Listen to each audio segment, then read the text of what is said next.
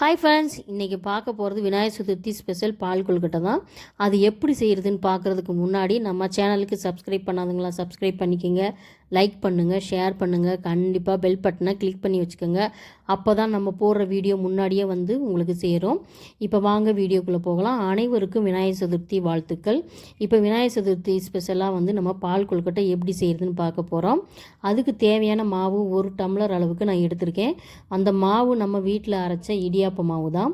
நீங்கள் வந்து கடைகளில் விற்கிற மாவு கூட நீங்கள் வாங்கிக்கலாம்.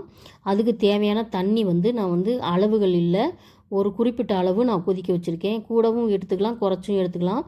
ஒரு சில மாவு அதிகமாக தண்ணி குடிக்கும், ஒரு சில மாவு வந்து தண்ணி கம்மியாக எடுத்துக்கிறோம். அதனால் வந்து நம்ம தண்ணி அளவுகள் வேணால் ஒரு குறிப்பிட்ட அளவு எடுத்து வச்சுக்கலாம். இப்போ அந்த மாவை வந்து நம்ம லேசாக வந்து ஒரு கடாயில் போட்டு வறுத்துக்கலாம்.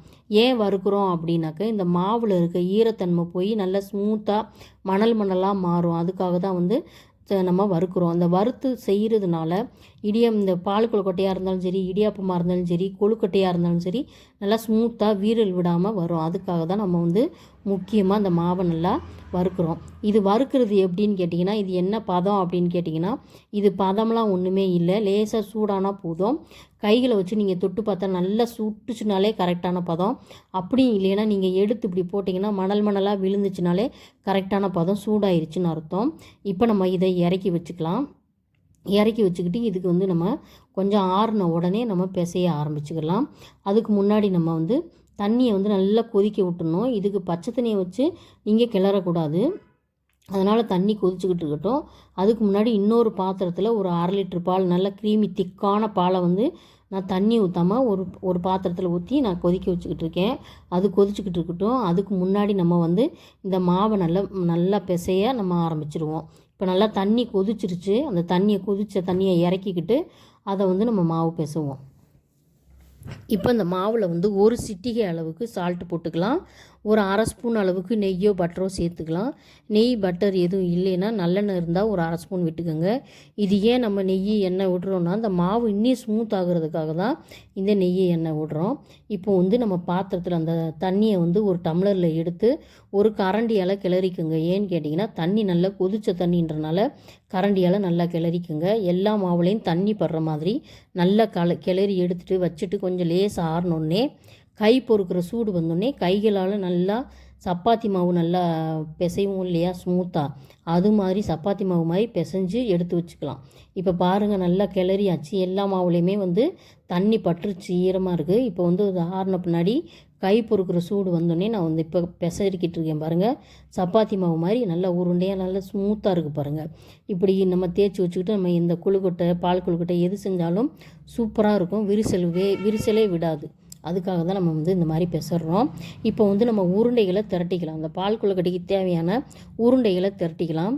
விநாயகருக்கு வந்து முக்கியமாக அந்த மாதிரி உருண்டையாக இருந்தாக்க அந்த பொருள் வந்து அவருக்கு ரொம்ப பிடிக்கும். மோதக கொழுக்கட்டையும் ரொம்ப பிடிக்கும்.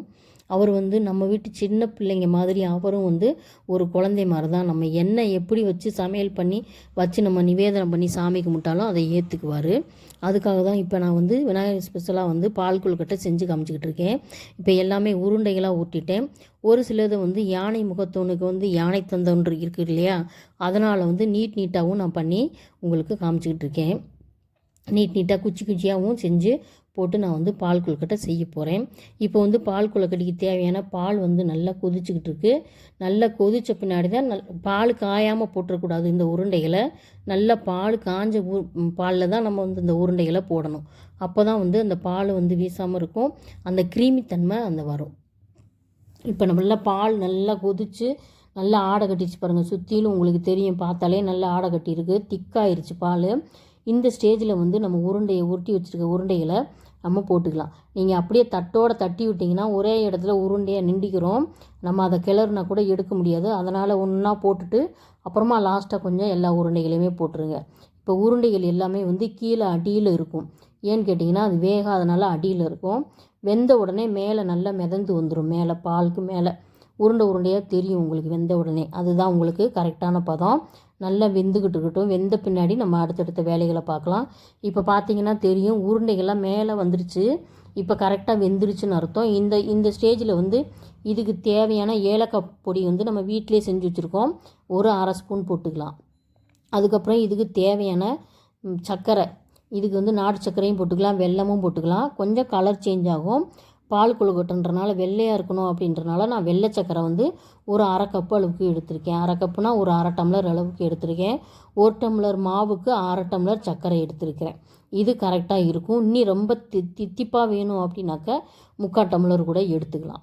இப்போ வந்து நம்ம கரண்டியெல்லாம் ஸ்பூனால் ஏதோ ஒன்று நம்ம கிளறிக்கிட்டே இருக்கணும். ஏன்னு கேட்டிங்கன்னா அப்படியே அந்த பாத்திரம் ஃபுல்லாகவே வந்து ஆடையாக வந்து இதாகும். அதை தான் நம்ம வந்து உள்ளே எடுத்துக்கணும். அப்போ தான் வந்து டேஸ்ட்டாக இருக்கும். இப்போ வந்து நல்லா சூப்பரான ஒரு பால் கொழுக்கட்டை ரெடி ஆயிருச்சு.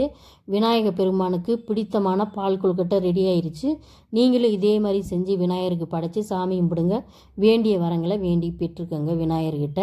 சூப்பரான பால் கொழுக்கட்டை ரெடி ஆயிடுச்சு. நீங்களும் இதே மாதிரி செஞ்சு பாருங்கள். வீடியோ பிடிச்சிருந்தா லைக் பண்ணுங்கள், ஷேர் பண்ணுங்கள், கண்டிப்பாக சப்ஸ்கிரைப் பண்ணிக்கோங்க. அடுத்த வீடியோவில் பார்க்கலாம். பாய்.